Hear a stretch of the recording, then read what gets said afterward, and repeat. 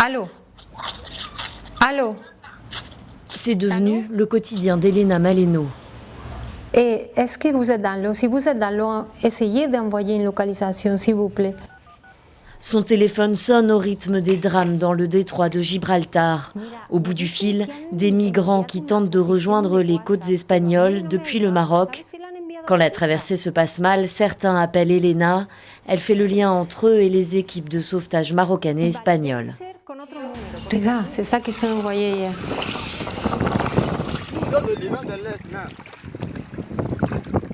Ils étaient comme ça. Ils ont réussi à envoyer la localisation et après étaient sauvés par les Marocains. Basée à Tanger depuis 15 ans, elle est entrée en contact avec des migrants à travers son travail de journaliste et chercheuse sur la traite des êtres humains. Elle a décidé d'aider ceux qui risquaient leur vie, un travail bénévole et maintenant un combat, car depuis plusieurs années, elle est inquiétée par la justice de son pays d'origine, l'Espagne. Elle a été visée par une enquête pour trafic d'êtres humains.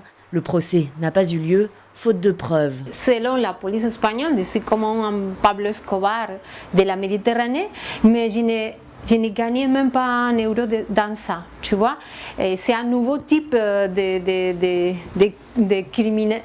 délit, c'est un délit de trafic bénévole. Mais l'enquête l'a poursuivie d'une rive de la Méditerranée à l'autre. Désormais, Elena Maleno doit faire face à la justice marocaine. Une investigation est en cours pour les mêmes délits, suite à un rapport de plusieurs pages sur la chercheuse. Un document qui aurait été transmis aux autorités marocaines directement par Madrid. Ce sénateur espagnol dénonce un acharnement contre elle. Elena Maleno, défenseur des droits humains, est actuellement accusée au Maroc. Et vous savez ce qui se passe. Ils ont un rapport du Commissariat général des frontières envoyé par le gouvernement espagnol. Ce même rapport qu'un procureur a refusé de traiter publiquement, faute de preuves. La militante a déjà été entendue plusieurs fois par la justice marocaine. Elle n'a pas le droit de quitter le pays et continue son combat depuis son domicile tangérois, d'où elle a vu, ironie du sort, sur le consulat espagnol.